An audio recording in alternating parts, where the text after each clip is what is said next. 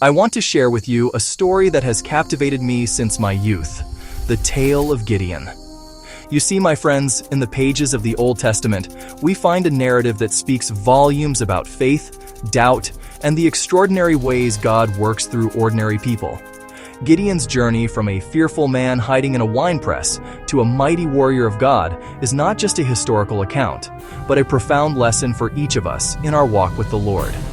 Let's consider the context of Israel during Gideon's time. The people of God found themselves under the oppressive rule of the Midianites. This wasn't just a political inconvenience, my friends. It was a time of great suffering and spiritual waywardness. The Israelites, who had experienced the mighty hand of God in their deliverance from Egypt, now cowered in fear, hiding in mountains and caves. In this dire situation, we see a reflection of our own world, a world often gripped by fear, oppression, and a sense of hopelessness. But as we'll see in Gideon's story, it's precisely in these moments of darkness that God's light shines brightest. Now, what does this mean for us? Well, my friends, God's choice of Gideon as a deliverer is nothing short of astounding. Here was a man threshing wheat in a winepress, hiding from the very enemies he would soon defeat. When the angel of the Lord appeared to him, Gideon's response was not one of immediate faith, but of doubt and questioning. You see, Gideon saw himself as the least in his father's house, which was part of the weakest clan in Manasseh. Yet God saw in him a mighty warrior. This, my friends, is the transformative power of God's calling. He doesn't call the qualified, He qualifies the called. In our own lives, we might feel inadequate, unworthy, or ill-prepared for the tasks before us. But in the light of Christ, we are made new creatures, capable of greatness beyond our imagination. Gideon's journey from doubt to faith is marked by a pivotal moment, the tearing down of Baal's altar. This act of courage, done in the cover of night, signifies a crucial step in Gideon's spiritual growth. He moved from questioning God to obeying Him, even in the face of potential backlash from his community. My friends, this teaches us a profound truth. Faith often requires action, sometimes bold and controversial action. In our own lives, we're called to tear down the idols that separate us from God. These might not be physical statues. What are the altars of Baal in your life that need dismantling? Now, let's consider one of the most striking aspects of Gideon's story, the reduction of his army. Initially, Gideon gathered 32,000 men to face the Midianite forces. But God, in His wisdom, instructed Gideon to send home all but 300 men.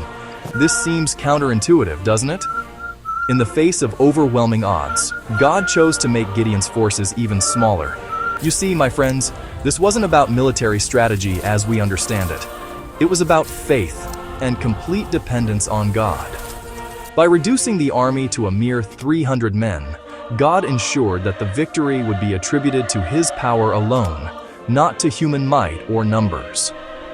In our own lives, how often do we rely on our own strength, our own resources, rather than trusting fully in God's provision? The strategy God gave Gideon for defeating the Midianites was, by any military standard, absurd. Trumpets, empty jars, and torches. These were the weapons of Gideon's army. But in God's economy, the foolish things of the world often confound the wise. This unconventional approach speaks volumes about how God works in our lives. My friends, sometimes God's methods don't make sense to our limited human understanding. What seemingly foolish thing might God be calling you to do today? The victory Gideon and his small band achieved was nothing short of miraculous. Without lifting a sword, they threw the mighty Midianite army into confusion and flight. This, my friends, is a powerful illustration of what faith can accomplish. It wasn't Gideon's strength or the might of his 300 men, but their obedience and trust in God that won the day. In our own battles, be they personal, professional, or spiritual, we're called to have this same faith. Victory often comes not through our own power, but through our willingness to trust God completely and follow His guidance, even when it doesn't make sense to us. After his great victory, Gideon faced a new challenge, the temptation of power. The people wanted to make him king, but Gideon, in a moment of profound wisdom, refused, saying, "The Lord will rule over you." This response shows Gideon at his best, recognizing that the victory belonged to God, not to himself. However, my friends, even great faith can be tested. Gideon later made an ephod, which became an object of worship for the Israelites.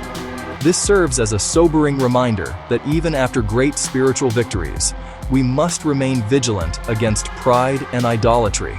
How can we stay humble in our moments of triumph? Gideon's story is one of both triumph and tragedy. His faith and obedience led to a great deliverance for Israel. Yet his later actions sowed seeds of future problems. This complex legacy reminds us of the ongoing struggle between faith and human weakness, even in the lives of those God uses mightily. You see, my friends, the Bible doesn't present us with flawless heroes, but with real people who struggle, doubt, and sometimes fail. Yet God works through them nonetheless. This should give us hope. If God could use Gideon with all his flaws and doubts, surely he can use us too. So what can we learn from Gideon's story?